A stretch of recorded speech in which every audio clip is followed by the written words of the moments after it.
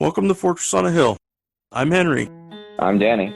I'm Kagan. We're three leftist veterans that aim to expose the reality of the U.S. military's multiple wars abroad and to illuminate the damage military service does to Americans. American presidents throughout U.S. history have used American military and diplomatic power to force regime change of democratically elected governments around the world. Most veterans come from families vested in prior service, and American generals choose their own, ensuring diversity of thought never interferes with American warmongering. How can we stand by and do nothing while our military kills and destroys lives the world over, while telling Americans that all this death and destruction protects them from terrorists when nothing could be more false? Fortress on a Hill aims to change that. All right, listeners, we are back on a heck of a run for guests. We had Ben Freeman from CIP talking think tank, foreign funding. You know, we've had just about everything from scholar to military officer to, you know, kind of random ice cream man, and related to the minister of ice cream and me and the new Eisenhower project we've been talking about is, of course, Kwiatkowski, who is one of our, you know, senior fellows. We're basically right around 12 apostles at this point. And, you know, we were really happy to bring her on board. In fact, Colleen Rowley, our kind of mutual friend, had said at one point, how do you not have Karen on this team? And I said, oh man, like I really need to. And I had first, I think, like many Americans in some cases, I think, first seen her on, you know, the Why We Fight documentary, which I had watched after the Iraq surge, which I think was not the intent of the filmmakers, but it's when I sort of really got into the critical side of the war. So I was, of course, like, yes, let's reach out to her. So just for basic background, for those who don't know, Karen is a retired U.S. Air Force officer. She retired in 2003 after 20 years in uniform. She had a variety of assignments, but they included Pentagon desk officer and various roles related to the National Security Agency. After retiring, she became a noted critic of the U.S. involvement in Iraq, but she was particularly known for her kind of, you know, essays and whistleblowing surrounding failures of intelligence, the politicization of the Iraq war, and just everything leading up to that sort of grotesque moment that we were all living through in 2001, 2, and 3. After that, she's, you know, been writing for Lou Rockwell and lots of other locations for a long time. She ran in the Republican primary for the U.S. House of Representatives in Virginia. And one of the things we're going to talk about is, you know, because I like to geek out on this stuff, as Henry knows, you know, she worked on Africa, on sub-Saharan Africa, both in uniform and then also in scholarship, you know, writing books on the subject. So we'll talk a little bit about that. And just she's done a whole lot, both in the 17 years since leaving uniform and the 20 years within uniform. I mean, you could almost argue that what we're talking about is two full military length careers in very different ways, or in very different ways of doing it. So she has a master's from Harvard, from the University of Alaska. You know, her thesis was on Angola and the Reagan doctrine, which we're going to talk about. And she was a founding member of the Veteran Professionals for Sanity, which has some similarities to the project here at the Eisenhower Media Network. So now that I've laid out way too much flattery, Karen, thanks so much for coming on. Oh, well, thank you so much for having me. And you know, it when you go through all those things, it is a lot. It is a lot of things, but you know, that's part of what we do. I mean, people that go into the military tend to be people that think about what is their role in the bigger picture. In fact, I think that's a recruiting. I think that's one of their recruiting mechanisms. You know, right. Joint. You know, you've got an impact to make. So. You know, so I think in the military, you know, of course, the first half of my 20-year career was during the Cold War. And that was, things seemed maybe I was young, but things seemed simpler then. It wasn't hard to hate communists. It wasn't hard to, it wasn't even hard to believe the CIA and U.S. intelligence about Russia at that time, even though in retrospect, we know that a lot of that intelligence was almost as politicized as what came later, and what continues to occur. But those first 10 years were very simple. And I know that, of course, I was always interested in foreign policy and things like that. And I was working on my master's degree. So I was reading and trying to understand. And I remember, I guess it was right at the time that the wall fell. And I was taking a class on Eastern European countries, or I forget the name of the course, but it was studying the satellite, the Warsaw Pact countries. And we had to predict of all of these countries, which one would be free first and which one, and separate from the Soviet Union, and which would be free at the last. And I remember my expectation was 100% wrong. It sticks with me. I felt that those countries that had been most oppressed, most repressed, like Romania, would be so mad, they had it up to here, that they would be the ones. And of course, that's not the case at all, and it's never the case. It was the Polands, the Czechoslovakias, the most free, in a sense, the most with access to free information, that those with more access to ideas, more access to organization, more access to communication beyond just their own country. Those are the ones that got their freedom first. And of course, it wasn't given to any of them. They took it. And I think that's, we're very fortunate in this country. We haven't had to take our freedom. We take it for granted is what we do. But anyway, I remember I was so wrong. So I was always interested in looking at how things happen, how things change. And then my second half, so the wall fell. Soviet Union shortly thereafter came apart. And the Warsaw Pact was one of the first things that collapsed. And I thought, well, this will be the end of NATO, because, of course, NATO had grown up as a pure response to the Warsaw Pact organization. And, of course, that was not what it did. NATO began to expand, looking for new members. And I said, well, that's not what I expected. But, of course, I should have expected it, because how NATO responded to a changed environment, which was to shift their focus in order to keep their funding coming, no matter what the cost and how silly it might be. That's actually the rule. That's actually how it works. So, I had a couple of awakenings in those early 10 years. And then the second half of my career, of course, that's when I got into military affairs, that kind of thing, foreign military affairs, and working in the Pentagon, of course. And of course, my last 3 years was up at OSD, and that's where I was exposed to our Africa policy, which of course we can definitely talk about. We should talk about that. And then of course looking at how the Iraq War was coming down. And I was in the Pentagon on 9/11, and that was kind of the kickoff, really the kickoff for what we did in Iraq. Because you remember, even the very day it happened, they were, how can we tag this? How can we put this on Saddam Hussein? Because they wanted to go in so badly for the second Iraq War. But anyway, I'm sorry, I've talked too long. Right. No, yeah. Like sweep it up, right? Related and not exactly. On the snowflake. Exactly. Yep.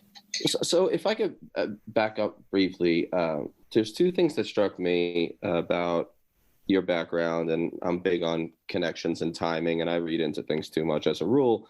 But and then some of the things you said. So the first thing is, you entered active duty, I believe, in 1983. Is that correct? Yep, early 83. So I guess I'm interested in kind of backing up to, a little bit of your sort of youth, personal decisions to join. Keeping in mind that while everything's not about gender and identity politics, as I know, and get myself in trouble for saying, this was the time only 3 years, for example, after the first, females are graduating from West Point. So this is like an interesting time to be joining the military. And so maybe we'll start there. And then I've got a question about the phases of your military as well, your career, that is. Yeah, well, what I did when, my dad was in the Navy for 4 years, and he used to tell us great stories about those 4 years. And his brothers, I mean, he would come from a family where a good many of them served in the military. And I had cousins, I had much older cousins who were in Vietnam, and they did it out of patriotism. You know, it was like maybe misplaced, but I mean that, you know, this was kind of our culture. I mean, I grew up in the mountains of North Carolina, but my folks are from Southern Ohio. So it's still part of that hillbilly elegy type countryside, you know, that Appalachian part of the United States. But anyway, so I think, well, I have 2 younger brothers, and we all went in the military. And I also needed money to go to college. So I applied for various scholarships, and I got an Air Force ROTC scholarship in high school. So, you know, that kind of clinched the deal. And, but yes, I think I applied to, I don't know which, I think I applied to one of the academies. I can't remember which one it was. I didn't get in. I didn't get I didn't understand the process of getting with your congressman, but still very interested in college in general and not having to pay for it because I didn't have the money to pay for it, and also interested in serving in the military. And I guess I was probably a tomboy because I know in college, I skydived, I did all kinds of things like that. So I was probably one of those people that is looking for experiences kind of thing, you know, physical challenges. And anyway, so the Air Force gave me a scholarship, and so I went in the Air Force. And I don't know, I don't have a lot of relatives in the Air Force. Most of them were Navy and Army, but that's how I got in. Right. And then what's interesting about your career, as I was just kind of looking at the years, I mean, one could argue that essentially you were part of 3 distinct phases in, you know, the American military experience of the modern era. So like your first 8 years is, you know, end of the Cold War, but you're coming in during, you know, like Able Archer, the kind of heightening of the Cold War, the next wave under early Reagan years. Then you've got like the triumphalist 90s, you know, Clinton years, post-wall coming down, America can do anything, right? The unipolar moment. And then at the tail end, it's kind of the 9/11 and response. And so, you know, having gone through those 3 phases, were there institutional changes that you saw? Were there policy changes that you saw at the time, or maybe even more so in retrospect in those different phases? That's a good question. And it's I don't know for sure. I know I learned more as every year passed. You know, I'm learning how it works and kind of how policies are made. And I'll tell you a couple things that, and maybe this is something we want to talk about later, but why I kind of became a critic of a lot of what I was seeing, just as far as that institution of the DOD, and of course the Congress, that, you know, the government that has such adventurous DOD, which we've had for all that time. So in the Reagan times, remember the Iran-Contra thing, right? And you remember the Marine that was up there in his uniform testifying that he was glad that he participated. Ollie North, right? And there were a great many. I would say Reagan supporter type people. And of course, I was a supporter of Reagan also, but a lot of people in the Christian Coalition, other conservatives, communist hating type folks, which I'm part of that, I guess, at the time. But a lot of them felt that Ollie North was a hero. And I know at that time, my younger brother was in the Marines. And so I remember talking to him. I think I was stationed in Alaska at the time, toward the end of that tour. And I remember talking to him on the phone, and I said, "Hey, how about that Ollie North? You know, he's a Marine like you." And my brother's response was very, it was opposite of what I thought it would be. He was like, "No, we're not proud of this guy. This is not what Marines are about. You know, we follow the rules. We don't do policy. We don't pursue policy for our own political agenda." Anyway. He didn't talk in those terms, but that was the impression that I got. So, so I got to see the Iran-Contra and how kind of, for someone who is in the military and is kind of proud of the country, you know, you see that and you learn more about it. And of course, we're still learning a little bit more about it. It kind of shakes your confidence, and you realize there's something else going on here. What is this institution capable of if this is what can happen and does happen with the involvement of so many folks, politicians, political appointees, and members of the military. How does this all work? So kind of a little bit eye-opening.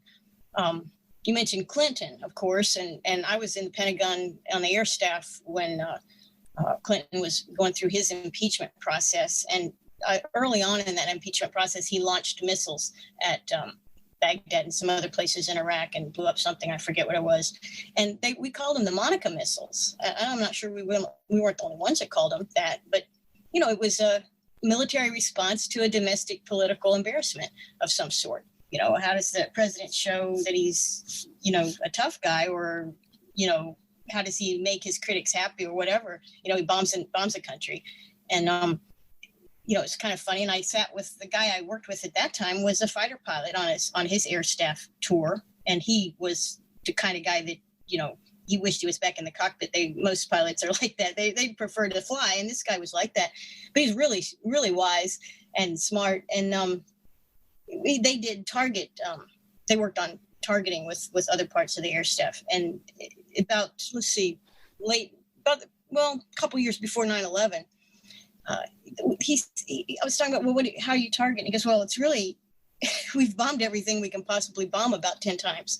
So we just kind of go through and, redo it. I mean, but the futility and the idiocy, the expense, the cost, the waste, all of this, this fighter pilot who would prefer to be in an airplane dropping these bombs, he didn't really care how stupid it was if he was dropping them, because that's kind of what his job was. But when he's back in the planning side, it's like, God, this is so insane. And it's kind of like, of course, I had read, as we all have, I'm sure, Catch-22, but took place in a different era. But I think the fundamentals are largely the same.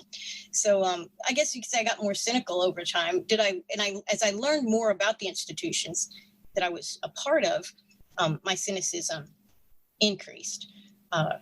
What were these institutions really about? And I think they were about what all bureaucracies are about, which is growing your budget and growing your importance relative to other competitors for that budget. So that's, pretty simple. Defense doesn't really come into it. And of course, I think it's clear our government, our military in the United States today and for some time has not done defense.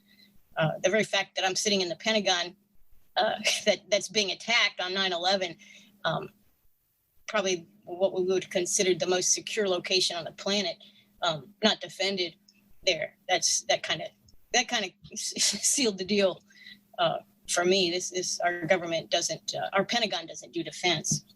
But it took me a long time to get to that point. Took many years of trying to be hopeful. Well, maybe this is just an aberration, to finally understanding how it really works.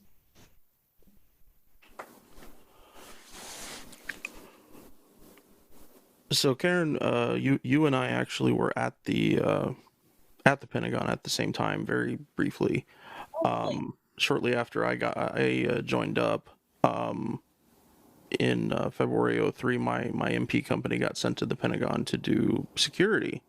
Oh, cool. And around that time, or I think we got there like on the 22nd of February, it was just before this huge snowstorm that just covered DC.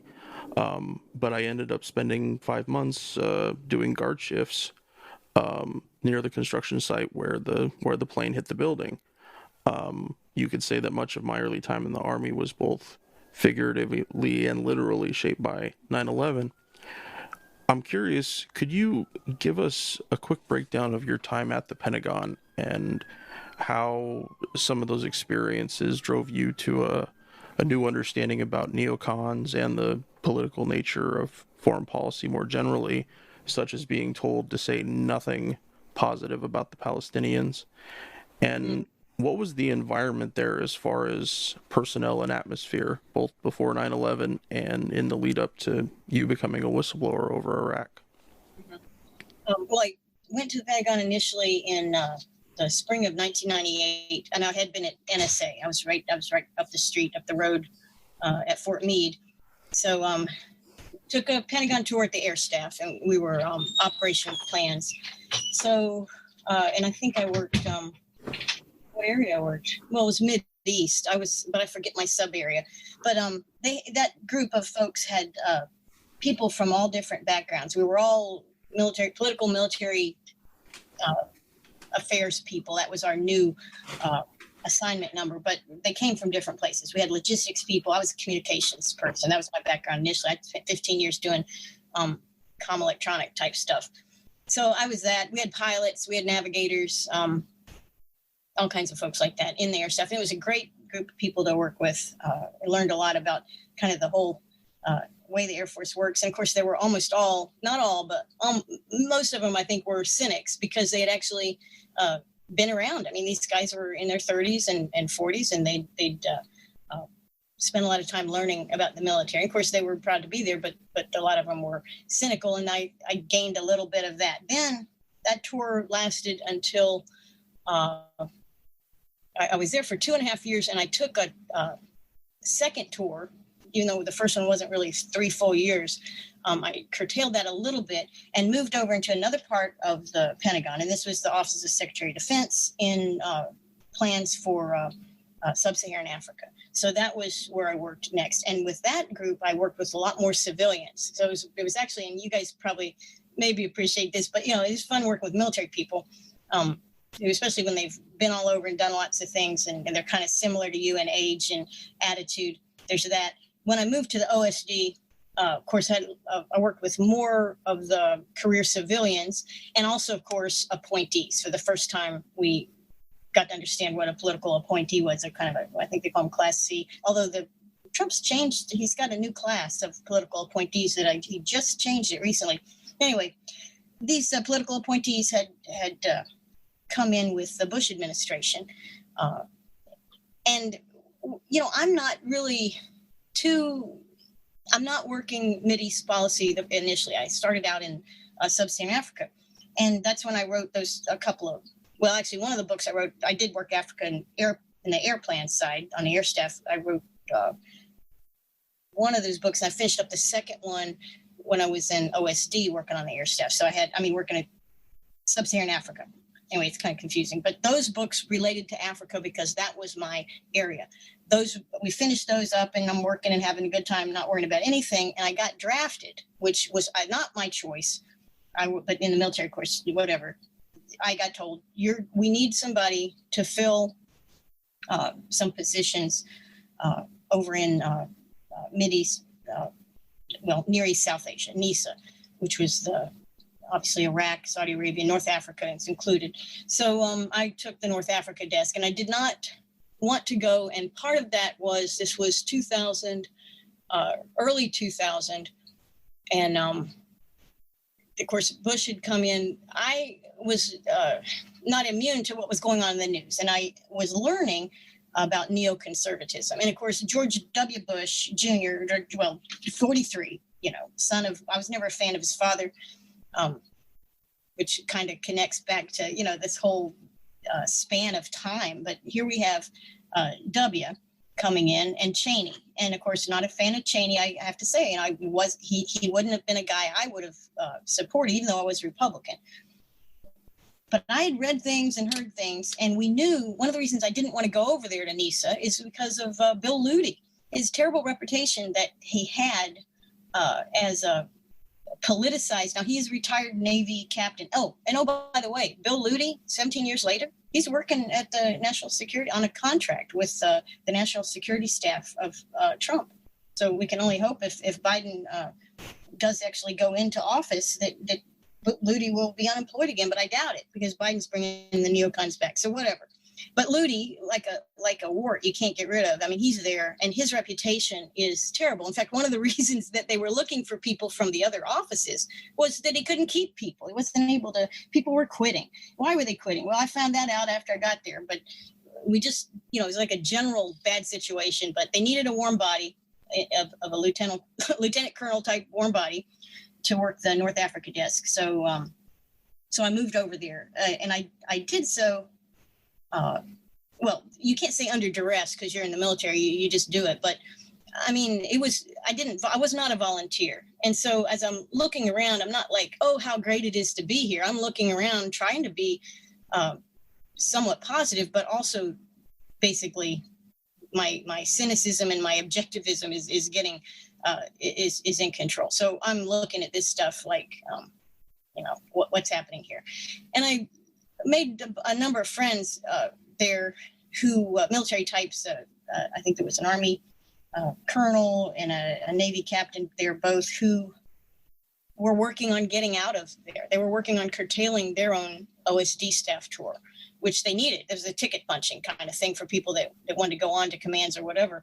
And why were they leaving? Well, they told me why they were leaving. And they said, well, these neocons. I said, what are these neocons? Actually, I've heard of this. What is this thing? What is this philosophy? And they explained it to me. And they, beyond that, talked about procedural aberrations and politicization of things that offended them. And also, like anybody, these guys wanted to have their voice heard, and they were being told, that's not what we want to hear, so you need to shut up. I mean, and that probably was how they were told that. And so they're frustrated. They're leaving. They're finding better jobs because most of these guys wanted to stay in, the full 26 or 30 years, whatever they could do. So this is how I get there. And I'm working North Africa. We're hot bunking. There's a lot of appointees coming in, people who had never been in the military, very ideological types that were being brought in. And in the summer, after I moved over there, it was the spring of 2000. During that summer timeframe, they were beefing up the Near East South Asia shop. And in August, we had a meeting. I've written about this, whatever, but in August of that year, we had, I say 2000, I meant 2002. So it was after 9/11. So in August, we have a big staff meeting because people are getting grumpy because they're like crammed together in this cubicle. And of course, the Pentagon is like that. It keeps growing and growing. And they've made offices out of hallways. They've done everything they can to cram people in there. But it's a little bit tight and people don't know each other. So there's frustration. And so we have a meeting in August and Bill Ludi says, it's a NISA meeting. And he says, hey guys, I know it's been crowded. We've got some new space and a lot of these new people will be part of Office of Special Plans. And they're going to move in the next several weeks over there. But I don't want you to say anything about the name of this Office of Special Plans. It's kind of like, and this is where it gets hokey because you can sit there and tell people, you're telling 25 or 30 people in the Pentagon Office of Special Plans. It's very nondescript. But then he says, oh, but it's a secret. That's kind of like cartoonish, really. But anyway, that's what he says. So we don't want to say anything about it. But really, it's going to work the Iran stuff, Iraq and Iran. Of course, Iran wasn't even, they'd switched from Bush had shifted forces into Iraq, or moved emphasis into Iraq from Afghanistan, and Iran wasn't even on the.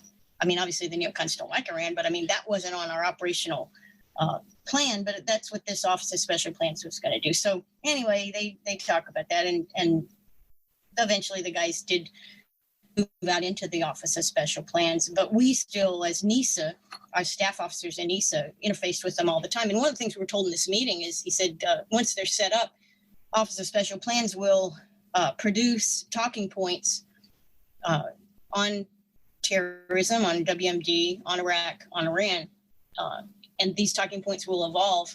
And whenever you send a paper up, because of course where we worked we're staff officers, what do? We write papers on our area of expertise. We research it. We use the intelligence that's available to us, and we put together position papers. That's what you do. You push papers up the chain, and it keeps going up the chain to inform whoever needs to be informed.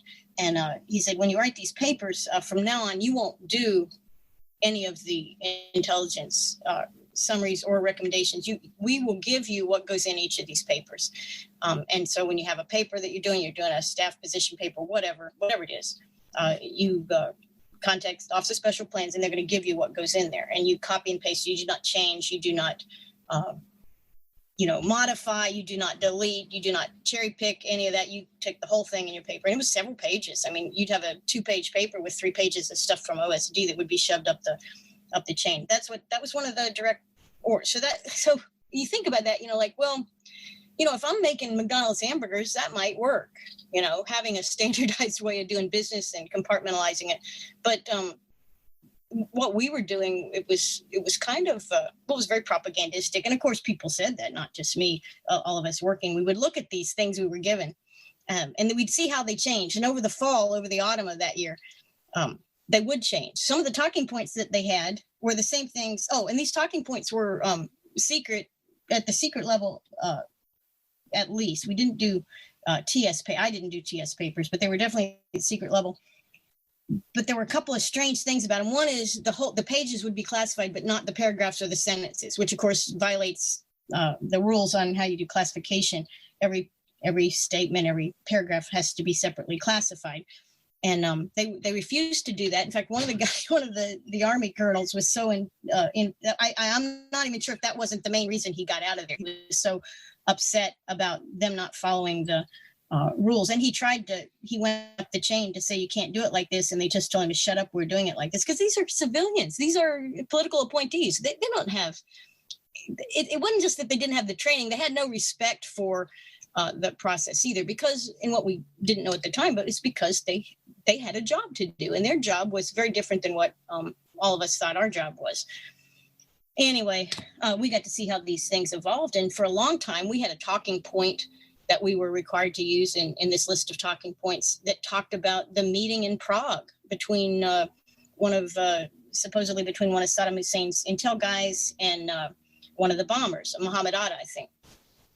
And then after the newspaper debunked it, the FBI actually had to be interviewed in the Times, because Times was pretty much reporting all these talking points. That was the other thing that was very strange. The paragraphs weren't marked, and then we'd see the stuff in the newspaper. So like, what is that? That is so strange. But anyway, they stopped. They pulled it from the talking point.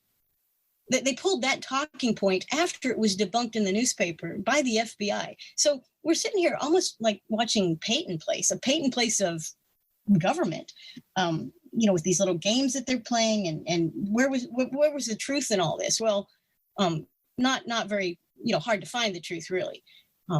Obviously, it dawned on most of us, and I was probably, I think there were some reporters and some people, critics outside of the Pentagon and some within the Pentagon who they understood sooner than I did what was really happening, but I came to understand it. And at the time that I did, that was also in about the autumn of 2002, and I began writing these little short essays for my friends, and they were very kind of like black humor, dark humor kind of things. And I'd send to my friends in different places at Pentagon, and they would all laugh and they go, yeah, it's funny. But it wasn't funny. It wasn't funny. It was like terrible funny. And so I felt like I needed to get a larger audience. And so I found David Hackworth's site, and I sent him 4 or 5 of these things that I had written. And they were based on things that would happen to me during the day, or meetings or things that were happening. I'd be like a kind of a sarcastic take on the neoconservative action of the day. And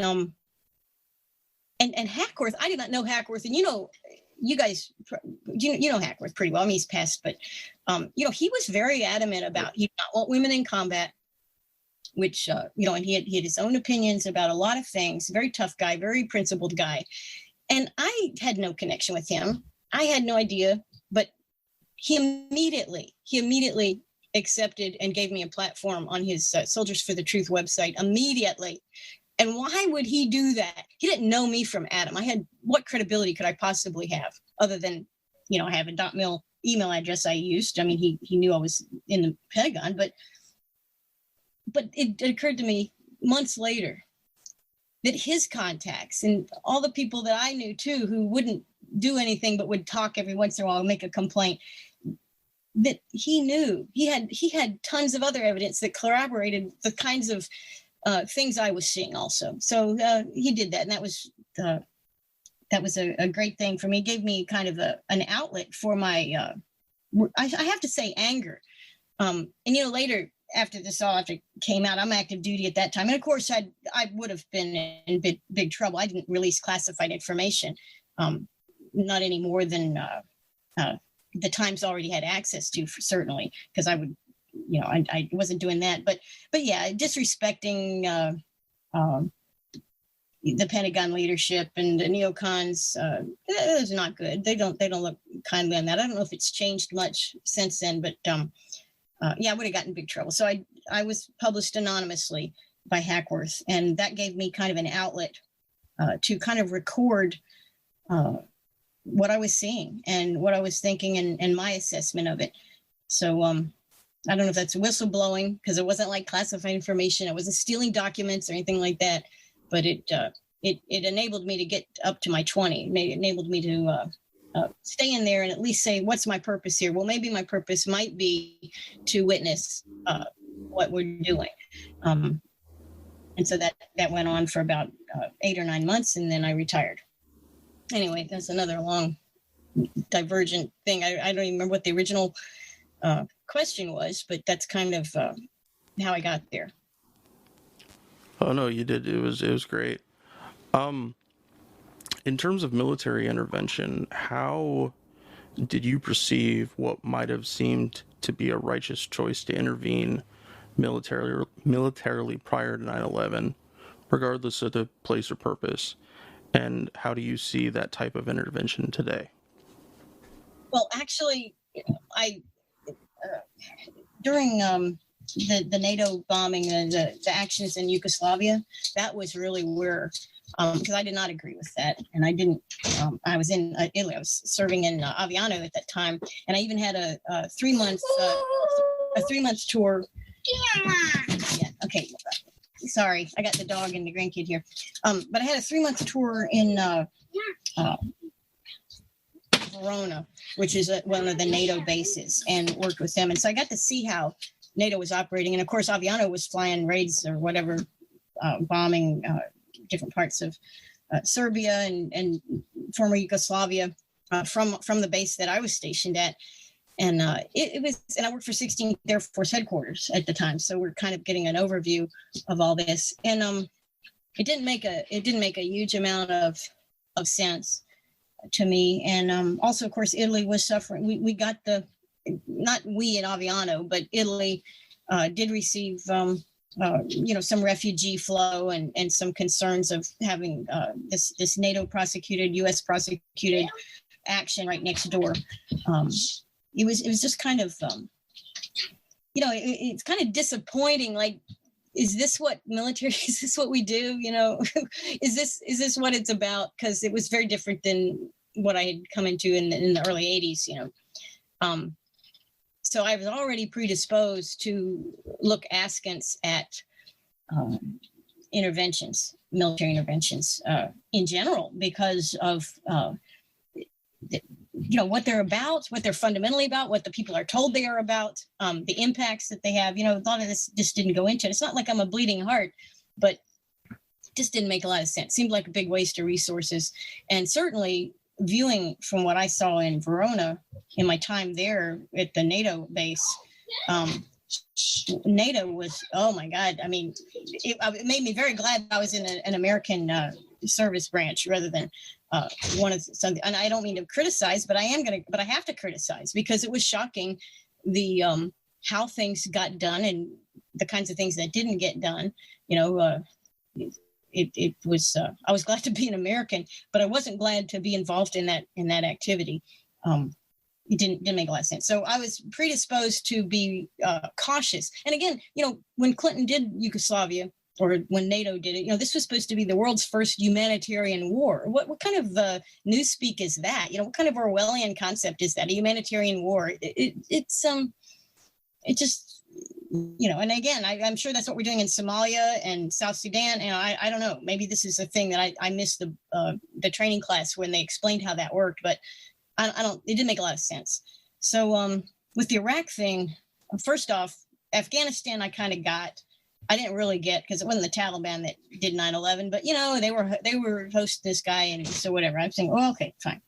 I can, the Afghanistan thing you can do, but the Iraq thing, which they really wanted to do, and had been working on since shortly after 9/11. I mean, they're working on preparing the military to go into Iraq. And I'll tell you how historically we can read the newspaper and figure it out. But I ran into a guy, this was about January 2003. And it's a friend of mine. He was in the Navy. I think he was in the Navy or Army. Yeah, no, Navy. And I had not seen him in 8 months. I hadn't seen him since May. And we're in the Pentagon, okay? There's 26,000 people there. You're not going to see everybody every day. But I used to work with this guy, and I used to see him around, and I hadn't seen him. So I said, hey, dude, I thought I didn't, hadn't seen you. What have you been up to? And he goes, I've been working 14 hours a day since May of last year, getting ready to invade Iraq. And I said, what do you mean? He goes, yeah. He goes, there's a lot of logistics involved in invading Iraq. And I'm saying, what? I said, I thought that they only just decided to do that just a little while ago. And he goes, oh, no. We've been working on this for 14 or 15 months. And I've been working on it myself since May, putting in, he was a dedicated guy. So he was working hard to make sure it happened. So this is, and this was long before the public propaganda campaign really got going in the States to kind of get the American people behind this thing. So basically it was going to happen. So we do these interventions because the Pentagon or politicians or ideological leaders want to do them. It has nothing to do with defense, offense, anything else. We want to do this. So we have this tool and we're going to do it. So I was predisposed to not be a fan of it. I'd seen it before. And of course, in 2001, 2, and the beginning of 3, when I was up there, same things happening again. I hate to sound so cynical, but I was, they made me a cynic. If you kept your eyes open, anybody up there would be a cynic, because it wasn't just me that saw this. It was tons of people. And I think one of your questions we may get to later is why more people don't speak out. And again, I didn't speak out with my name because I wanted to retire and I didn't want to go to Leavenworth. I have 4 children, a husband. I was the sole breadwinner. I had my own reasons for not wanting to go to jail. I'm sure most people do. But why don't people act? Well, most of them, the guys that I knew, that they did act. They got out of Near East South Asia. These colonels and captains they called their assignments guys and they said, get me out of here. And the assignments guys got them out of there. And that's what they did. They saved themselves. And they had to, because people have mortgages. They have kids in college. You think somebody's 40, late 30s, early 40s. They're thinking about, if they have kids, they're thinking about paying for college. They don't really, maybe they don't want to move out of the area because their kids are in high school. There's all kinds of reasons. They have a mortgage. There's all kinds of reasons people don't want to sacrifice their career. And most of them, and these 2 guys are not, my 2 friends that got out of the job, got new assignments. Both of them, I believe, went to work for defense organizations after they retired. They want that second career, which you're not going to get if you're a whistleblower. So, it's just people look out for themselves and they don't take the action. But many, many people saw what I saw, and many, many people were as upset as I was. It's just they didn't act as I did because of, I think in many cases, they have to take care of their families or themselves, and people don't like criticized. I mean, I remember when I did go public after I retired and I started writing about this stuff.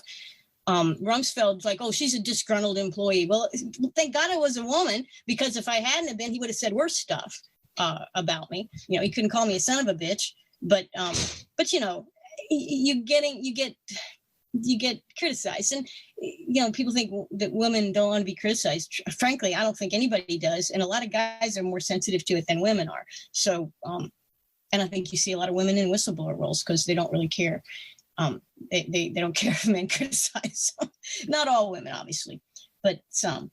And but anyway, yeah, a lot of people saw what I saw, were as cynical as I was, understood what was happening, this propagandized make war, this harnessing of our military might and power, which is formidable, for basically nothing more than a private agenda. Pretty bad stuff. A lot of people saw it, but not everybody could act. And if they did act, most of the time they acted to just remove themselves from this position and let it go, not talk about it, put it behind them, move on. Well, Karen, it's interesting. Every time that that we interview, a whistleblower, a dissenter. Well, first of all, it's funny that you said that there's a lot of women, because there are, right? It's a real thing. I mean, if you look at, EMN, we've got, you and Colleen, and I started to think, wow, okay, there's something to that I hadn't really thought about. But every time we interview, someone fitting that mold, I find that the personality type that does it, despite the fact that much of the criticism leveled always seems to be in the vein of, either they're like disgruntled and they're just like perennially angry people, or that they like want their 15 minutes of fame and they're just trying to make a name for themselves. That's the critique. And then yet, whenever we talk to these people, whenever I've gotten to know them, all of you tend to, if anything, tack in the direction of, oh, I didn't do enough, I wasn't quite a whistleblower. There's a humility to it that I always notice, which is striking in a way. I have felt, and I've said this before, and way too late, of course, but I wished that in my last 8 months in the Pentagon, I had collected documents, classified documents, and either made copies or somehow secured them. I wish that I had done that. I think it would have helped. It would help people be convinced, because it took years. The movie Why We Fight, I think that was 2004. Really, it wasn't until 2008 and 9 where people began to look back and say, hey, this was a neocon war. What did we do here? That we were lied to. This didn't happen. We were told it happened and it didn't. We were taken to war under false premises, really. So, that's. But I didn't do those things, and I think also a lot of people who serve the government, and probably people who serve businesses too. I mean, people have ethics, and they thou shalt not steal. You think of it, and you think, well, I'll do what I can but I still have to do the right thing, and actually doing the right thing is what drives almost. Better than I do, because you've talked to more people, but I think they feel like they have to do the right thing, and then obviously to really do it right, we would have needed to do like how our NSA guy in what's his face, the one that we need to get a pardon for in Russia. Oh, Snowden. Yeah. What Snowden did, and actually provide the evidence so that other people can objectively view and look at it, and so you can ask questions to provide that transparency. Just like Assange. I mean, Assange created a way of holding governments and institutions accountable, forcing transparency. This is a great thing. We need to do that. And so after the fact, you always wish there was more transparency, because really, and we do this in all of our wars, and I'm sure all countries do this if they have wars. We count our dead. We don't count the other side's dead. We count the damage that we've done to other countries. I mean, we didn't in Vietnam. I'm sure we didn't care in Korea. We don't care in all of our interventions, and in Iraq, where they still don't have, and this is strange to me, but they don't have the potable water systems and the healthcare and anything else that the economy, the level of the economy, they don't have any of that to the level that they had under Saddam Hussein. So they still haven't even gotten to where they were in 2003.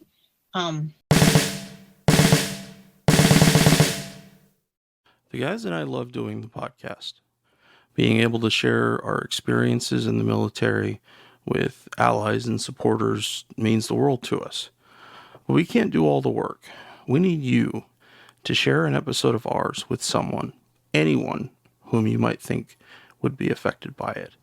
Young people looking to join the military, or parents advocating for one, conscientious citizens who care about the violence the U.S. wages in their name, advocates for women and people of color who understand the harsh environment the military creates for minorities and inflicts on minorities across the globe, and anyone else you think it might affect. Please take a moment and share this with them.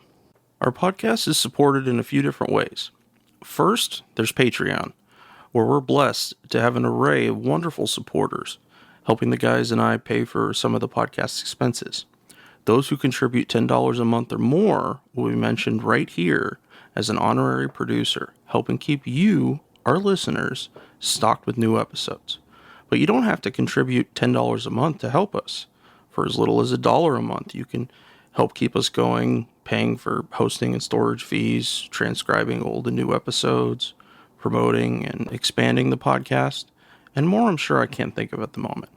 So let's bring out our honorary producers, and they are Will Arens, Fahim Shirazi, James O'Barr, Adam Bellows, Eric Phillips, Paul Appel, Julie Dupree, Thomas Benson, Emma P., Janet Hansen, Tristan Oliver, Daniel Fleming, Michael Karen, Jason, Zach H., Ren Jacob, and the Status Quo podcast.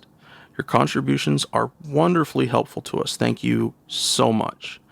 However, if Patreon isn't your style, you can contribute directly to us through PayPal at paypal.me/Fortress on a Hill. Or please check out our awesome store on Spreadshirt.com for some great Fortress merch. The link is in the show notes. And now, let's get back to the podcast.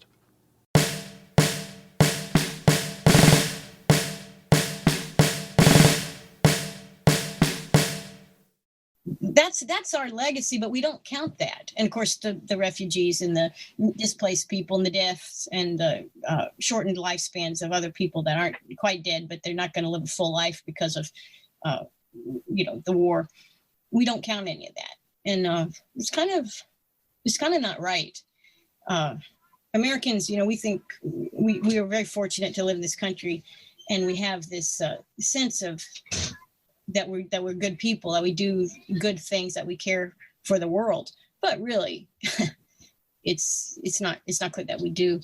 Certainly, letting the military run rampant, being willing to believe lies if it makes us feel certainly a little bit patriotic, or if we're fearful, and it's when people are scared. Authority figures gain power, and those authority figures, we think, well, they must be good because they're an authority. No, not at all. They're probably criminals, and we should be very cautious about believing a lot of what our governments tell us, especially in times of crisis, in times of fear or whatever. We have a track record. Even if you don't believe it philosophically, and you say, well, this is natural for these institutions, you could look historically and say, well, in the past, when we've had crises, did our government lie to us? And it's like, well, yeah, every single time. So you can learn from history a little bit, and we need to be far more critical and distrustful of our government. Now, I'm not even talking about who's in charge. I don't care who's in charge.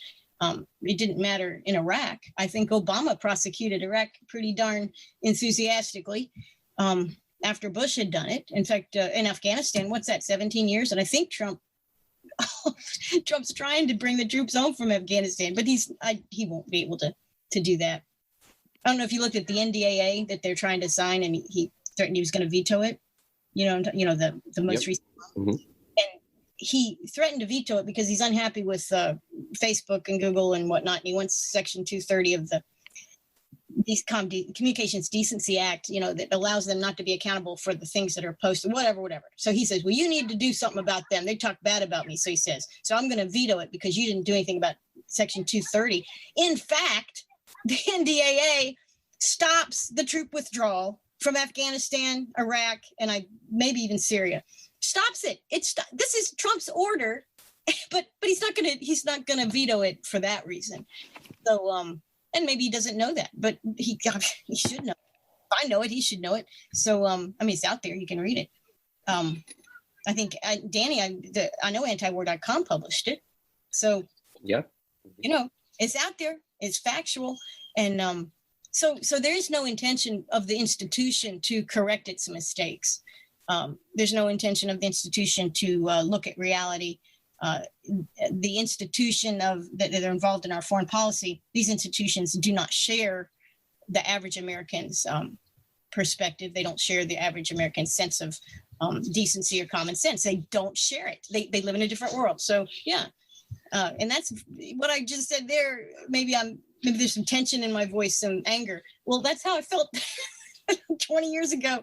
Same way, same exact way, same stuff that keeps happening. And we, the people, buy into it over and over again.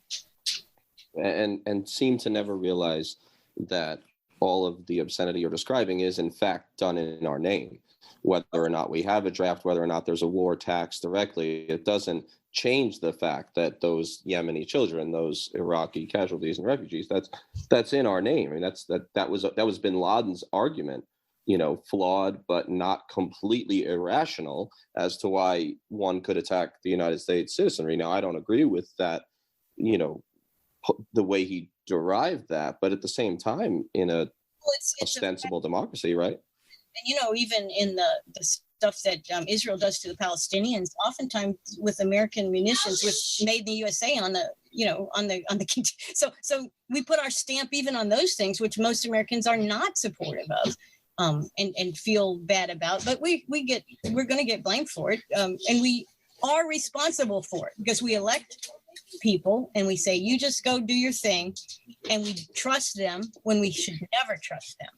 And I'll tell you, this is kind of a present day thing, but you take Trump, right? 4 years of Trump, and Trump's been great to watch. I mean, it's just tons of fun, right?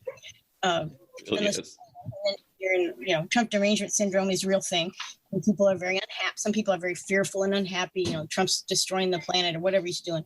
But one thing Trump has helped do, and Biden also, which is such a beautiful thing, the senile Biden, the guy who can't put two sentences together that make any sense. This is wonderful because first we have Trump, who apparently wakes up in the morning, starts tweeting whatever's, comes to mind. And people don't respect that. They don't think that he's a wise man. Biden, they might like Biden as a person, but the guy's senile and something is going on in his brain that prevents him from communicating effectively. And so we accept that. We go, well, you can't communicate very well. And, we hope he'll be okay. Maybe the people around him will make sure. But we have given every opportunity to see incompetence in action at the highest level. And yet we think, but they can take us to war. My God, of course they can't take us to war. I wouldn't have these people drive my kid to school. It's a good thing. We're learning. I think as a society, we are learning. I think Americans are becoming aware that we are badly led. And if that's the case, if we accept that, and it doesn't matter who we elect, we're badly led. So then we say, well, who are the, what keeps things going? Who are these members of these institutions? And, it's just like this guy they're nominating for Secretary of Defense. Biden has named a guy, the guy I'm talking about, Army General. He'll be the first Black. Austin, right? Lloyd Austin. Right. So I'm reading an article about him because I don't know who's in the Army, and I read an article about him, and they said, well, one issue that will come, not the issue of the waiver on he just served and now he's gonna, there's a waiver. They gave Mattis that waiver, and they said, well, they'll probably give it to this guy. But they said at the very end, they said, well, he's part of a big capital investing group that invests in defense stuff, along with another well-known retread. So, their interests are not our interests. Their interests are, how do I fill out my portfolio from my position? And that's not something Americans trust either. So we have incompetent leadership, and then we have corrupt institutions. So that ought to be helping us to be, as a people, a little more cynical about every little war they want to go to. Not sure that's happening, although Trump has, I think one of his things that he said is that he did, and I think it may stand the test of time, is he didn't engage in any new military interventions in 4 years. Now, if you hate Trump, you can say, well, that's because he couldn't work with the institutions. Well, I don't care why it was. I will take that. But we'll see what Biden does. Biden's already talking about, we got to get back to interventions, so we can prove what a great, powerful country we are. But again, I'm 60. I'm 60 years old. I feel like I'm like 20, and I look at the world and I go, wow, what's going to happen next, right? But the U.S. position on the planet is not what it was when I was 20. It's not what it was when I was born. It's very different. we are, if we're out trying to prove how great we are, we need to maybe find a new way to do that, because it's not going to be done militarily. We haven't, it's just not. We have spending on defense projects, which put money into every congressional district, employ a great many people, and fund a great many lobbyists. So we do that. But, the future is not going to be, we're going to get back to the way it was in the, after World War II, when we were the last man standing. It's not going to be like that. It's not like that now. Has been like that for some time. And a lot of these politicians who, I guess they're appealing for votes on the, American greatness, military greatness in particular. That's another one of those lies that the people are being told. That is unachievable at this point. It's something that we are an empire, not a republic anymore. I think the past number of elections have shown that you cannot get 300,000 people and call a vote and call it a democracy. That's not a republic. We're not a republic, and we are an empire, but we're an empire in our final stages. We're in an empire where the forces are really pulling us apart, and it's not a bad thing. It's going to be a painful thing, but it's not a bad thing. Anyway, that's just my opinion. But I think Biden will be a part of this, because he's very much like Trump in the sense that no one trusts him to be a wise decision maker. No, the Democrats are saying they do, but I don't think really they do either. We're not sure what he will wake up and say.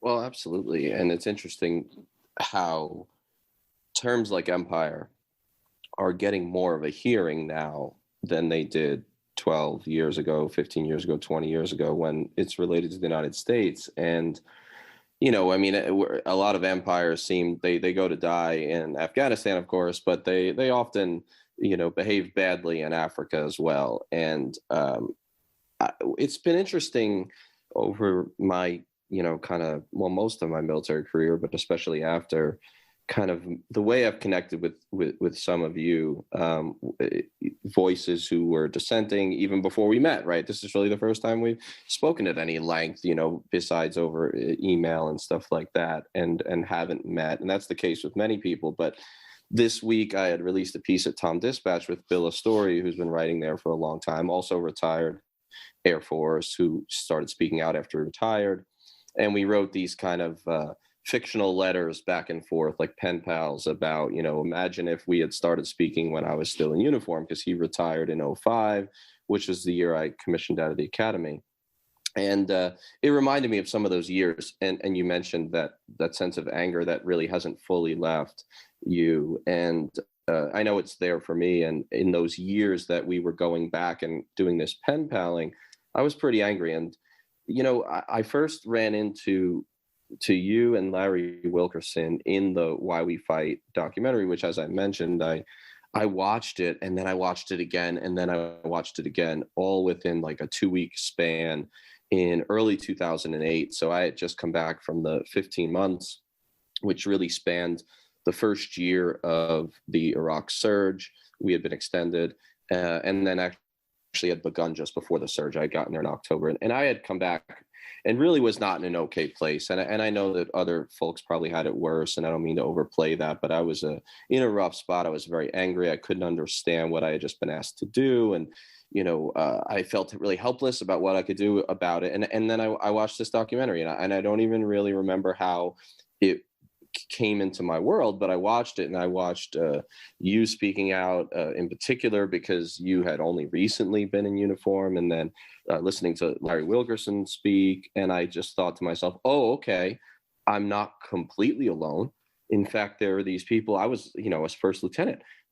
There are these people who are senior to me by a whole lot who came to a lot of the same conclusions, and maybe there are others. It was like that sense of you're an alien, and then you find out, oh, there's others in the species. And then over the years, I had followed some of your work, so I was familiar with you. And when Colleen said, hey, you should think about, Karen. And this past year, I go in and out of these scholarly diversions that are pretty intense for a layperson. And I'd been writing a lot about kind of sub-Saharan Africa, and had been studying Angola in particular, and the Portuguese Empire, and looking for parallels there, and just the way they were sort of the last empire, and then what had happened after with the Cubans and Reagan. And sure enough, that was when I think I first realized, because I had seen you cited in your academic work, I had seen you cited in some other stuff I was reading, and then your name jumped out, and it's not a common name, and I was like, oh my goodness, she studied Africa. And so that was just one of those weird moments in life, right? So it connects, 15 years apart or 13 years apart. And I had to ask you, and I think I mentioned this in my initial email to you, why was it in the early 80s, or and then after, that you got interested in the topic of Africa, particularly Southern Africa, right, which isn't usually at the forefront of American policymaking, particularly in the more modern era where it's all about the Middle East and North Africa. So how did you get interested, and did and if so, how it kind of inform any of your views about American policymaking moving forward, and then of course today, right, with AFRICOM and all the madness on the continent? Yeah. Well, I wasn't. I am a zoology major. That was my undergraduate degree, zoology. So, in a sense, as a young person, always, Africa is a huge, just a frontier. So there's that kind of thing. Like Alaska is a frontier. It's these places that are big and that are unexplored in many ways, or at least from a Western perspective, unexplored. So there's that. But the military, when I was made, my job was the first job I had in the air staff. I was looking over the sub-Saharan Africa portion of air operations. And there wasn't much then at that time in the late 90s really going on other than the ACRI, which I wrote a book that they published down at the air, what was it? One of the air places published, Air Force Institute or something. But that study, and actually, I'll tell you this, wasn't so much I was interested in Africa, but when you work for government jobs and you're curious about stuff, a lot of times your jobs aren't that interesting. And I was taking classes at night because my PhD, I had all my classes done by the time I retired, and I was all but dissertation when I retired. So I'm looking at things from an academic perspective, like you do, in a lot of ways. And so I was I needed to learn my job, but I'm looking at it from a historical and academic perspective as much as I am just what do I need to do my job. And that's what led to those two books, looking at kind of air operations in Africa. And of course, critiquing the African Crisis Response Initiative, which was the only thing we were really doing in Africa in the 90s. Now, big picture wise, yeah. I mean, we know that we were in bed with South Africa, the nuclear situation, all kinds of stuff. We were resource dipping U.S. companies, and the U.S. was interested in Africa for that. But the African Crisis Response Initiative training program was kind of a small little thing, and I wanted to see if it was working. And a lot of these things, because I traveled there and seen some of this stuff, and I was like, well, is this really effective? I don't know. So we did I wanted to put together the numbers and see if it was effective, and very only partially effective at anything. But I kind of learned, and the more I learned, the more interested I got. So the Air Force kind of led me to being interested in Africa. But the other thing was, we didn't, at the time that I was at the Air Staff, we did not have any AFRICOM, and that wasn't really being discussed. By the time I moved up to the Office of, the Sub-Saharan African Affairs stuff in OSD, they were trying to get AFRICOM set up, and they did. At the very end of my term there, they were able to put an office there in Stuttgart, which is where EUCOM, the European Command, is located, and they created a on paper office, and they staffed it with some people and said, you're AFRICOM, and they were dealing with various countries on the continent there to see where we would put a physical headquarters. And of course, this is the other cynical part. Back in the 80s, one of the jobs I had up in Hanscom was acquisition. And we weren't buying things for foreign countries or selling things to foreign countries, but we were wasting a lot of money. And so I became aware of how some of that works. And then when I worked with in the air staff and at OSD, you see how much money is thrown around and the kind of deals that are done, the trading that's done, the arms sales type issues. In fact, a lot of what we wrote about in NISA had to do with who are we selling arms to? Who are we funding the sales of arms to? How do we get friends to buy our stuff and not buy other people's stuff? It's similar to the way the Cold War operated. We wanted to sell our stuff so they wouldn't buy Soviet stuff. And but that didn't change at all after the Cold War ended. It was just more, how do we sell our arms and how do we create these so-called allies? But we do it with, money. We give them money. I mean, and I have never been to Afghanistan, but or Iraq. But, you hear there's even movies now that talk about, bales and pallets full of dollars straight out of the treasury. We buy in and nobody ever sees them again. But that's how we do our foreign policy. We buy it. And so some of that I saw in Africa to a great extent. And also I studied Africa economic type issues and agricultural type issues, and of course their history of colonialism. You look at how these things work, and it's very interesting because they've got most of the countries, not all, and it does depend on who colonized them and what European models were forced on top of what they already had and how that melded together. But most of these countries have a wealthy class. I guess they're starting to look like the U.S. They have a very wealthy class that controls policy. And then they have a bunch of other people that are just working their butts off trying to make ends meet and not being very wealthy. And so you see that and you think about, well, where do we play? And, how does the U.S. military impact that? Well, we don't. If anything, we're making the rich richer. That's our tool. We go to the guy in control and we buy him.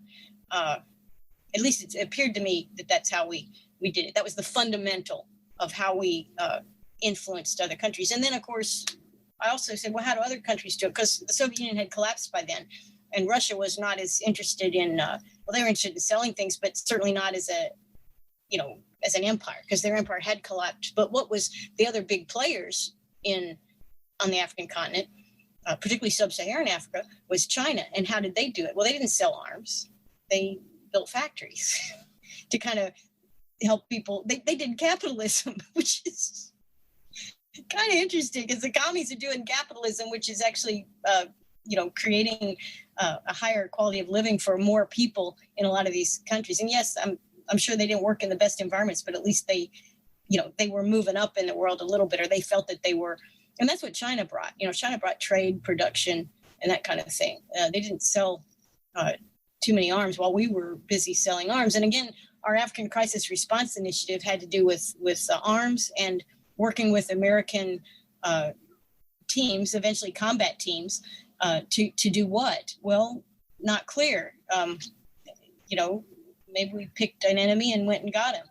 I don't know. I mean, there's some weird stuff going on in Africa after I left that I do not understand. And you remember in, what was it? In Niger, I think it was, where we lost some special forces people. That's right. Yeah. Four soldiers in 2017. Yeah. This was long after I left, but you have to wonder, are we being, the way our U.S. military policy in Africa is, are we perceived as taking sides? Yes. Are we perceived as an enemy by many? Yes. And are we perceived as vulnerable? And the answer have to be yes on that too. So we're not doing real well with that. Now, you don't hear about, Chinese factories being blown up. I'm sure that they probably are some that are blown up from time to time, but you don't hear a lot about that. So just a different approach. The American, and again, this is not the American people's foreign policy. What you and I are talking about here with sub-Saharan Africa, most Americans don't have the slightest interest or clue that we're even in Africa. And AFRICOM, they don't understand what is AFRICOM. It is logical, of course, that they would put it in Djibouti because, we own that whole little plot of land. I guess it's all bases, all U.S. bases, or maybe a tiny bit of French base left, but mostly U.S. And so we put our headquarters there. But what really is that? That's an operational outpost for buying off leaders. I can't see what else it does. Yeah, it's really an awful thing too, because in this country, in the past year, we've heard a lot about Black Lives Matter. Well, not in Africa, they don't. Not to us, apparently. I mean, I would love to see the BLM people who are rightfully angry and activated. This is a good thing. They should take a look at U.S. policy in Africa, because I don't think they would support it, and I certainly don't support it. Most Americans, if they found out what we were doing, would not support it. And again, the institution is run wild. It is. Which is why I love Julian Assange and Snowden and these folks that are trying to help keep democracies and republics, self-governed states, to keep them honest to the people that pay for their existence. Because most Americans have no clue as to what the Pentagon does and where it does it. Well, I like to say provocative things. Some people think just to be indulgent, which is probably a little true, but I also think there's value in it. I often say that, AFRICOM has nothing to do with Africans when I'm describing that subject. And I think that there's demonstrable proof that that's the case. I mean, none of the outcomes of, having this AFRICOM headquarters, putting an emphasis there, sending all these advisors in since 2008 when they opened the new command, the outcomes have been really awful.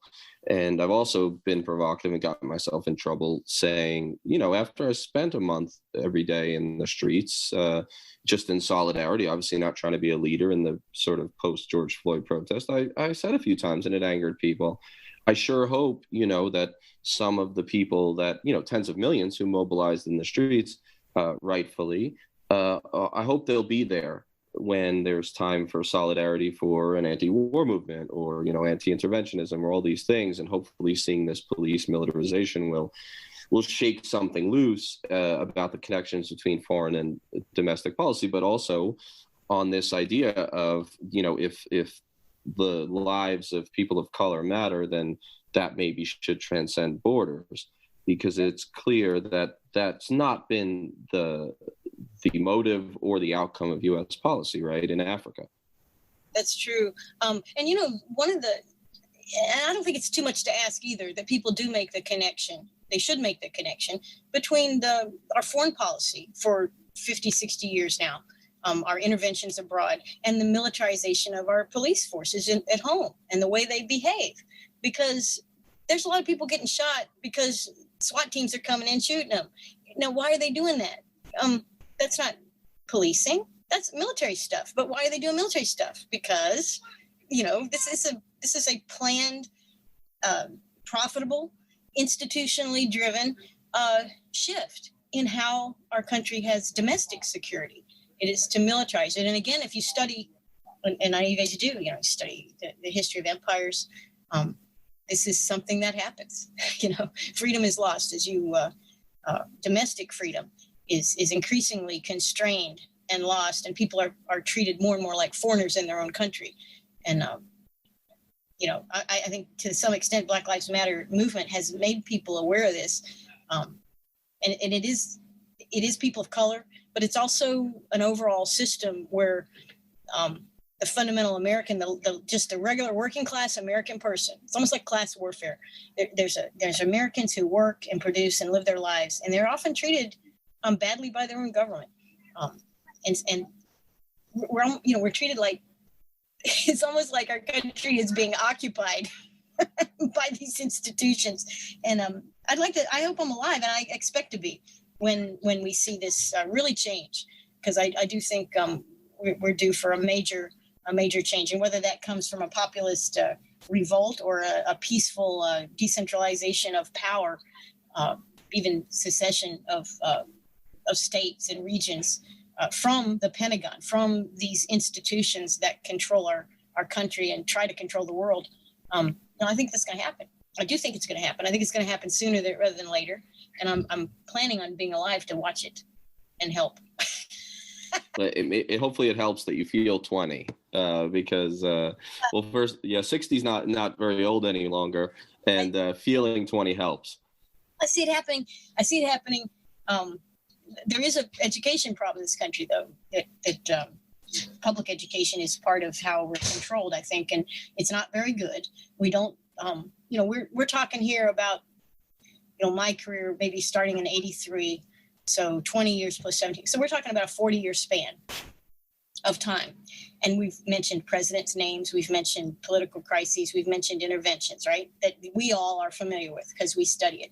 But this is not what people learn, in school. They don't learn much in school, and they certainly don't learn that.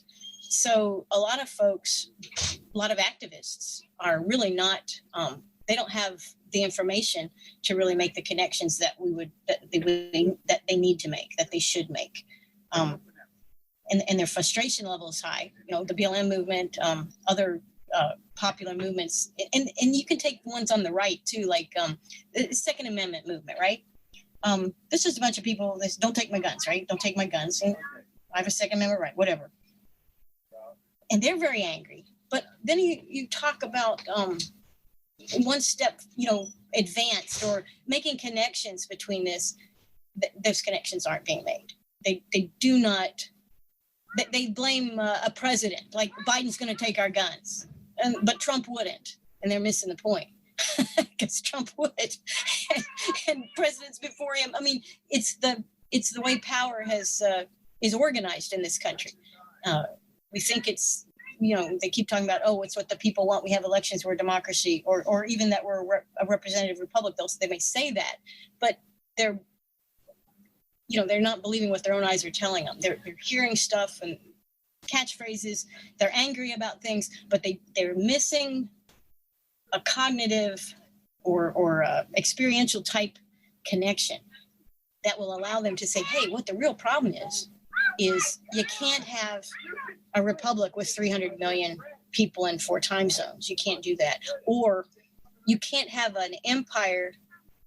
You can't call an empire a republic and think, and have a set of expectations of what a republic would do, when in fact we're not a republic, we're an empire. And but they don't study these things, they don't learn these things, so they get very angry, but they're not sure quite what to do about it.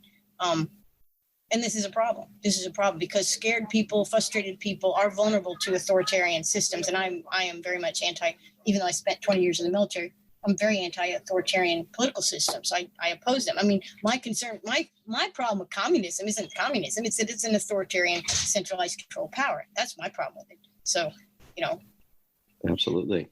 So, we've taken up a bunch of your time, but I do want to make one last pivot, if that's okay, to, so first of all, I think the whole aspect of education and where people are at on these issues and how in many cases we and other folks who even disagree with us who are engaged with these issues, we end up talking past the American people. I think that's important because, and it's not meant to be patronizing, it's just a fact. So, you wrote about Angola. I've written some about Angola. I thought it was super clever when I made an article titled, Cosby or Castro, who had more of an influence ending apartheid.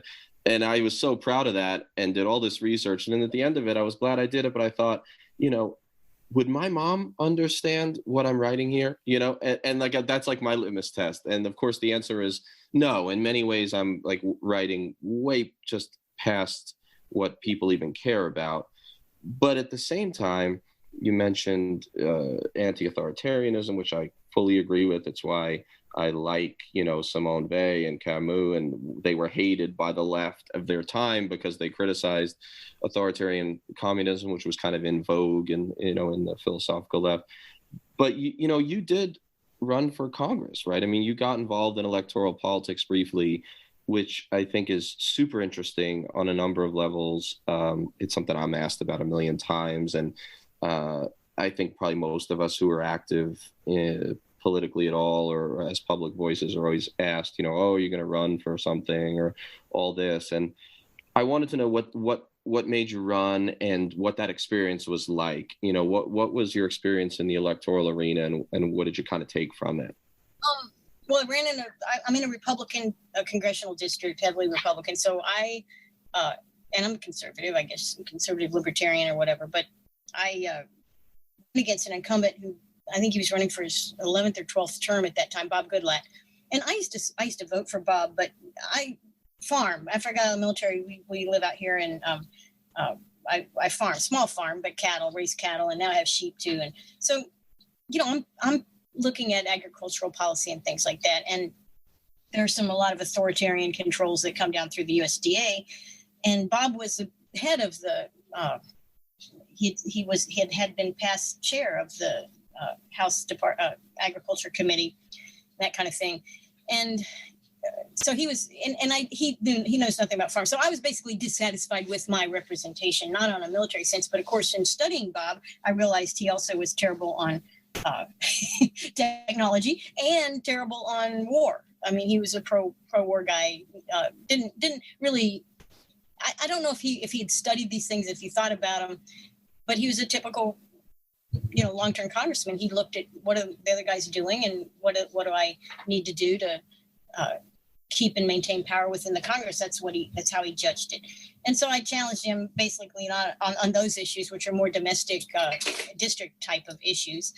And it was during the time, it was in 2012, the election of 2012, that year.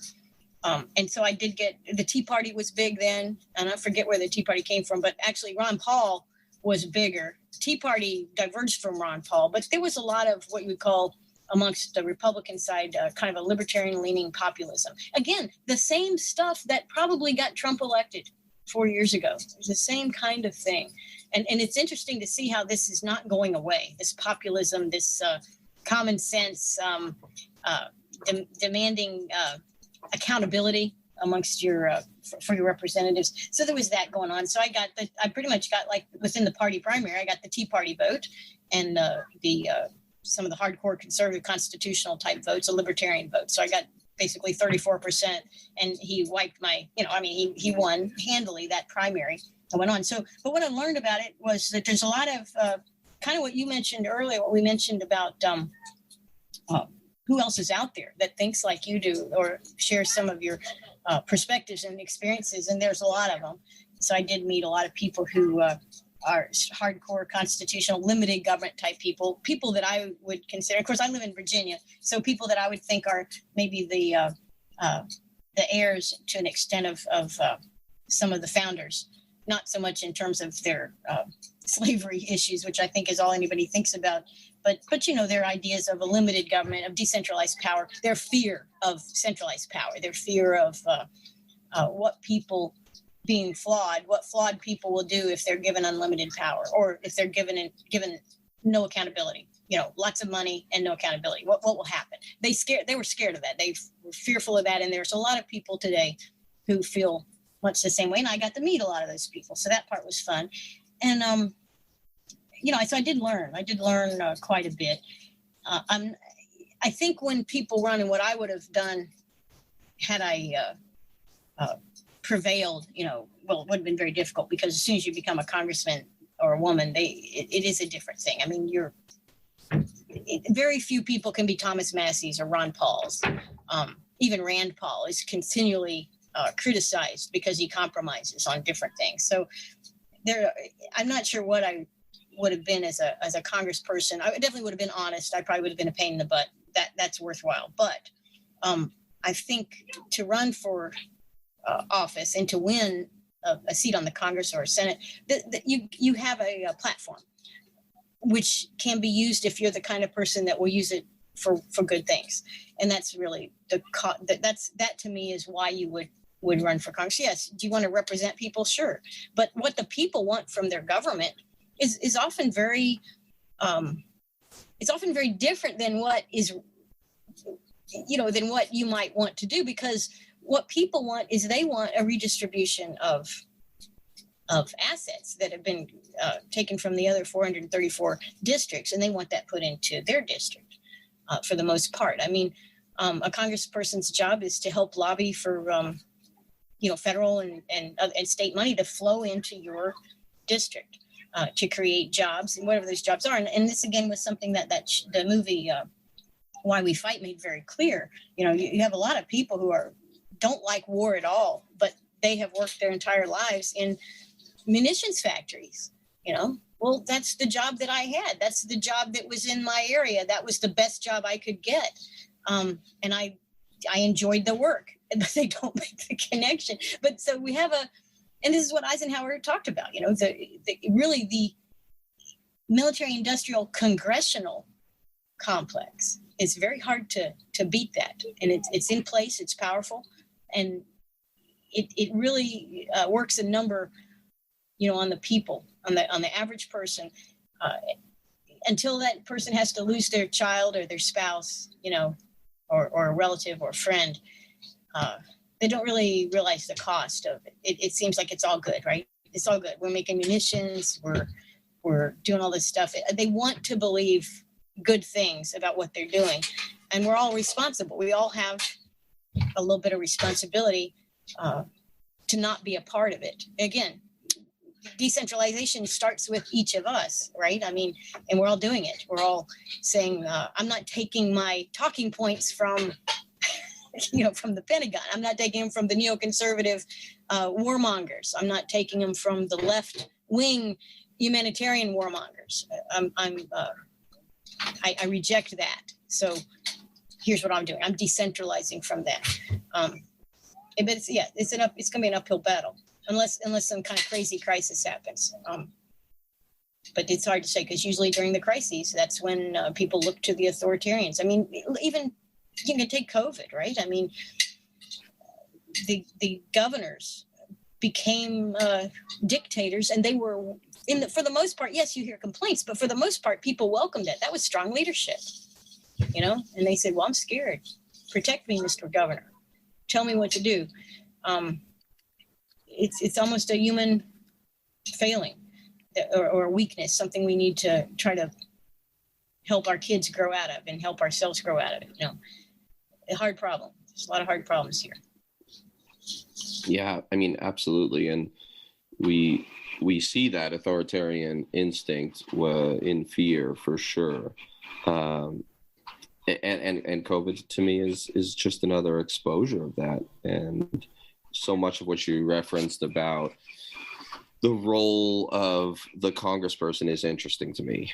I respect that you took that dive, that you attempted that. And Colleen did too, right? Colleen ran up in Minnesota, I believe, at one time. And it's clearly a tough road. And yet you think to yourself, if we all just kind of, completely reject electoral politics, there's problems with that too. Although there are my moments where I definitely have the Plato guilty pleasure of the sort of philosopher king being the best option, but I don't really believe that. It's just that feeling when things seem so dark.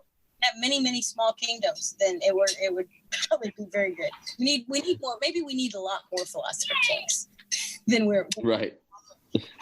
Well, neither Trump nor Biden really fits the mold now, do they? And this is, we have to, we're all along for the ride, but it's interesting to see the quality of our presidents really going downhill.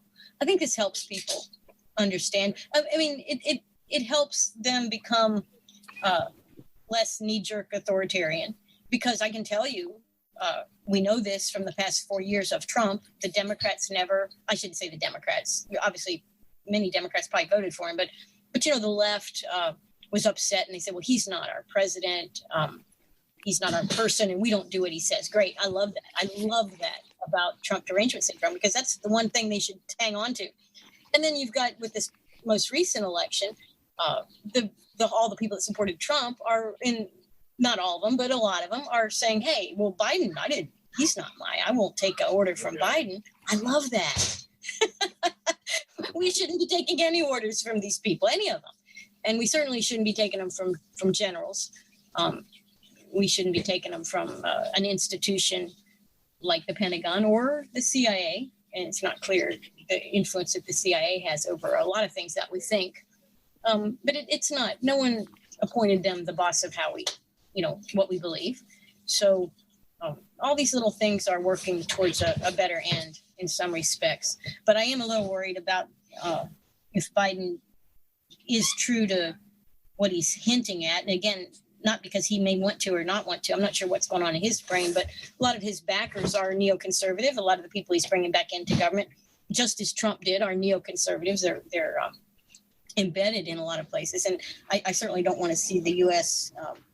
Engage in more interventions or certainly wars, and yet just even this morning, I'm listening to a constant chatter on some of these conservative talk shows. We've got to get China. China's acting like this South China Sea is theirs, like kind of like the Gulf of Mexico. Sorry, right? As if it doesn't have the word China in it. Yeah, exactly. No, I mean, it's such an important point. And so I guess if I could sort of bring it home in a way, I'm always interested in the combination of professional and personal and backstory and all that.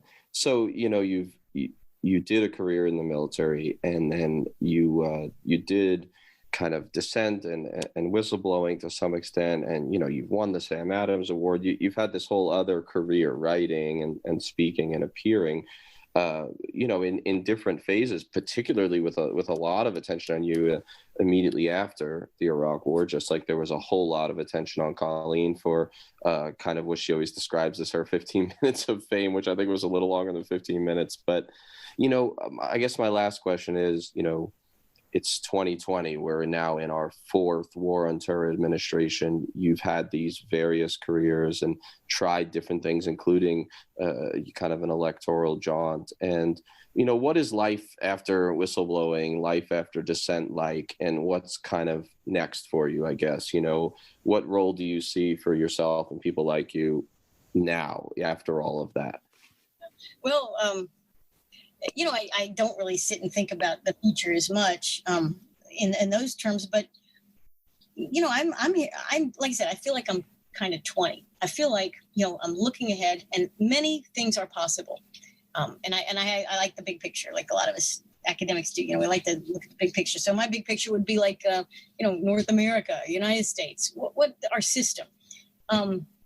What's ahead for us? And I think it's going to be exciting, but also a little bit dangerous. And I'll tell you this, I live in the country. I grow a big garden. I can food. I have a freezer full of beef that I grew. I am kind of like a homesteader in some ways. I have a lot of skills that I've developed since I left the Pentagon. They're not great skills. I'm not teaching these skills, but I have a lot of survival skills that I didn't have when I lived in the suburbs of Northern Virginia. So, one thing that I think that trend is going to continue, and I think people are looking at what would a financial collapse in this country look like? What would sudden increased authoritarianism in this country look like? What forms would it take? And people are starting to ask themselves, what would I do? Rather than just what am I going to be told to do, but actually thinking, what will I do? That's why I love populism and protests and stuff. Yeah, it's not always good, and many people aren't well informed, and oftentimes a great deal of anger and stress and angst, and that's not happy times. But they're practicing their own agency. What will I do when push comes to shove? So I'm hoping to help in my people that I know, and maybe if I'm not writing as much as I really should be, I'm going to increase that, I think. But I hope that in my writing that I can help people feel like they have more power and more agency than they may think that they do. We're already seeing a lot of things change in our society, like college, right? It used to be college. You had to go to college to make more money. Well, we know that's not true. You don't have to go to college. I have a PhD, but you don't have to go to college to make more money in this country. There's so many things that the evidence is causing us to re-examine some of our assumptions, and that's a good thing. And I want to help with that. I want to help, and maybe in some ways, kind of like I did in the Pentagon when I wrote what I was seeing. I would say, here's the evidence. What is that evidence telling us? Is it telling us what they're telling us, or is it telling us a totally different thing? And I think if we keep our eyes open, this country's in for some exciting times. If we can stay out of a foreign war, this country can I think there's some changes coming. And I think a lot of these changes will be decentralization of power and autonomy. down to smaller and smaller groups. And I think people, and I would like to help people in the small sphere of influence that I have, get ready for a greater exercise of their own agency, a greater sense of autonomy, more personal power over your future. And it's a wonderful thing. And again, this is when I keep saying I feel young, this is what a young person feels like. Very often, you leave home when you leave that authoritarian family structure, right? Where dad and mom always telling you what to do. And you leave home and suddenly it's on you. That's an exciting thing. It's also scary, but it's an exciting thing. And I think in many ways, the next phase for our country will depend on the actions of people who assert themselves as individuals and don't just buy into everything they're told from their elders, from the given accepted authority figures. And I hate to pick on Zuckerberg, or what is it? The guy that does Facebook. Right. Yeah. Zuckerberg. Yep. Yeah. They pick on him all the time. Little authoritarian figure, or Bill Gates.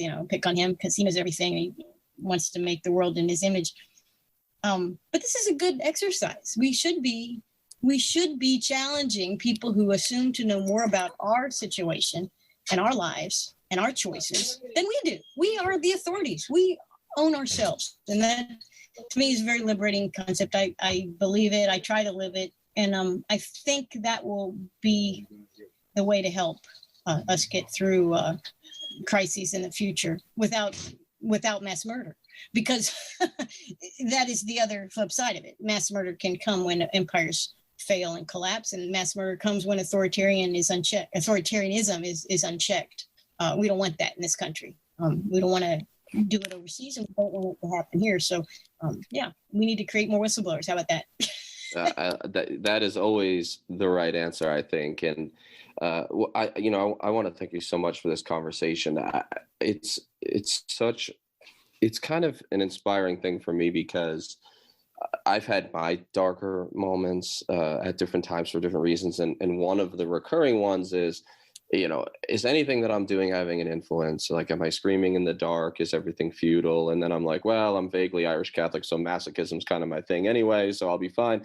But, at the same time, I think that the people I've come in contact with over the years that were really important to me in a very kind of virtual way, as by proxy, Andrew Bacevich, yourself, Larry Wilkerson, people that I really just respected and felt like, oh, wow, there are others. I think that I had that experience, and then I just decided to be insufferable enough to write and speak about it. But there's probably a lot of others, and you don't need me to tell you that. I'm sure that you've realized that your voice had an impact, and sometimes the impact is as much, and you had an impact on a lot of people, but it's more than just about numbers. It's about impacting people who then go have an impact and all this ripple. And that's just meant a lot to me. And so being connected in, now in EMN and collaborating on some level is cool in sort of an inside baseball way for me, but also inspiring. And I hope that you're right. And I think that you might be actually about sort of the silver linings and the excitement that can come from even dark and crisis times. So hopefully Trump and the COVID response, which has just been problematic and all this, that some of the positives that come out of it are, you mentioned how you wouldn't let the people running the government drive your kids to school. And I feel that way all the time. And I had that moment where I realized that there are no adults minding the store. I used to think that they knew something we don't, the government. There were people who were so smart. When I first realized that wasn't true, at first it was really scary. And now I think it's actually inspiring in a way, because it hopefully gets people to realize that they are the answer, right? That it's us, and it's the grassroots, and it's the people, and it's localism. And there's just a lot of positive in that. And you've been a voice for that when it wasn't easy. And I think that some of the discussion we're having today, not to blow too much smoke up your rear end, wasn't happening in 2002, 3, 4 at the same level. People weren't using words like empire. They weren't talking about rejecting the duopoly and rejecting both Republicans and Democrats. Folks like you and Colleen and Larry and so many others from that era we're saying this stuff when it wasn't cool, right? When it wasn't in vogue at all. And it's not fully in vogue yet, but it's getting there. So, thanks for that voice that you provided to so many, and for working with me on this new project and appearing on the pod. This has been super cool, and I'm just really thankful. And so this has been awesome. And thanks for coming on. Thanks, Karen. And what you guys are doing, and what a lot of people are doing, it is gratifying. So I think we're on the winning team. The long game. We're in for the long game. We're gonna win in the long game. But this has been absolutely great. Let's continue. Come back on again. We'll talk. Maybe we'll talk just Africa, or just what's going on with the Biden administration next time, and let's keep charging along together. Absolutely. This has been a great pleasure for me, and an honor too. So thank you so much. Yeah, thanks for taking the time, and I'm sure that your grandkids are just waiting at the door for you to go play outdoors, and I'm about to hit toddler time, so I know that struggle as well. All right. Okay, well, we'll talk soon. Bye. Okay. We're on Twitter at Fortress on a Hill, and also at Facebook.com at Fortress on a Hill. You can find our main blog page and our full collection of episodes at www.fortressonahill.com. iTunes, Stitcher, Google Podcasts, Patreon, Spotify. You name it, almost anywhere you listen, we're already waiting for you. And hey, we're always in the market for more Patreon supporters. Please consider becoming a patron at patreon.com. And if you're not into giving us a monthly payment, think about giving us a couple bucks on PayPal. The link is in the show notes. Skepticism is one's best armor. Never forget it. We'll see you next time. And listen to my song. I hope you'll pay attention. I will not